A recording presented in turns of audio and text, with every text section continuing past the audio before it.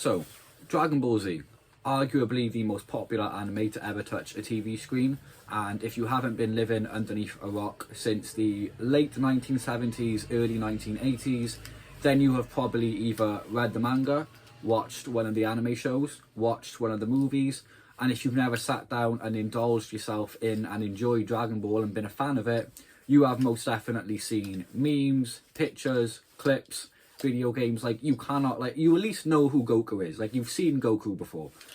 What we're here to talk about today is the complete collection of the Dragon Ball Z manga, volumes 1 to 26.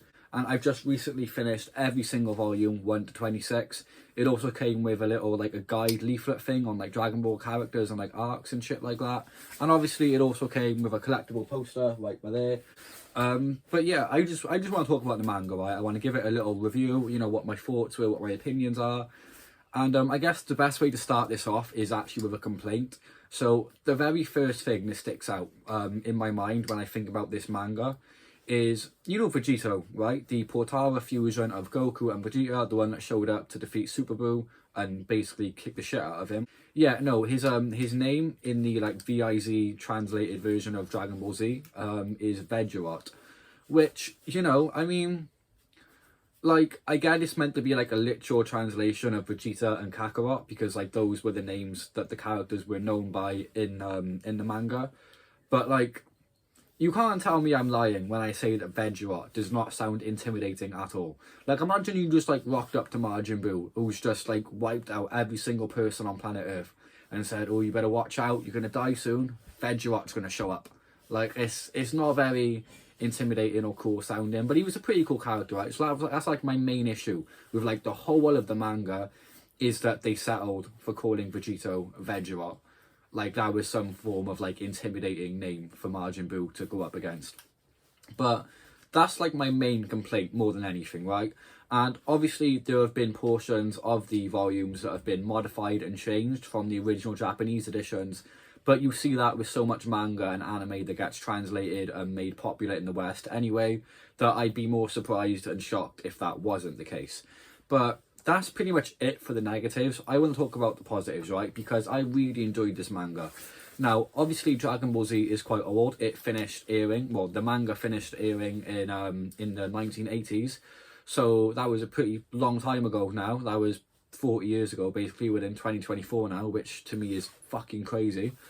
But yeah, I mean, it was pretty enjoyable. Obviously, it has the Saiyan arc, the Cell arc, the Majin Buu arc, and the Frieza arc, obviously. Yeah, and it's basically, it's more or less like the anime, right? If you've seen the anime, you're more or less prepared for what's going to be in the manga.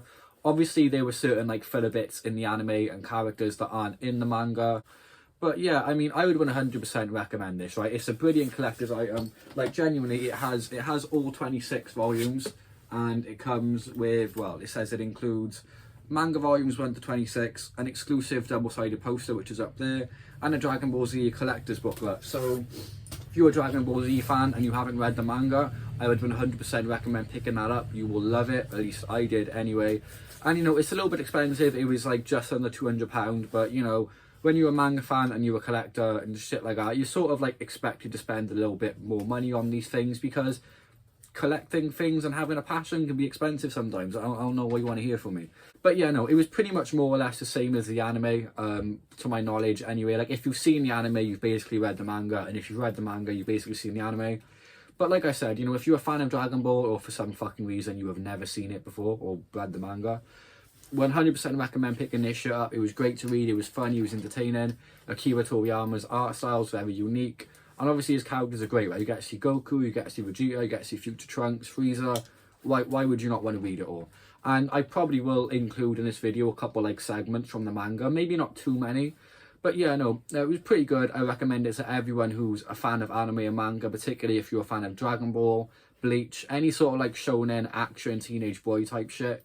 You'll love it. But I'm a pretty big fan. So yeah, that all being said, because I'm going off on a tangent here, hope you all enjoyed this video. Go check out the manga if you haven't already. And if for some reason you haven't seen the anime, what's wrong with you? Go watch it. But yeah, hope you all enjoyed. If you did, please leave a like, comment, subscribe, and I'll see you all in the next one. This is Toshi, signing out.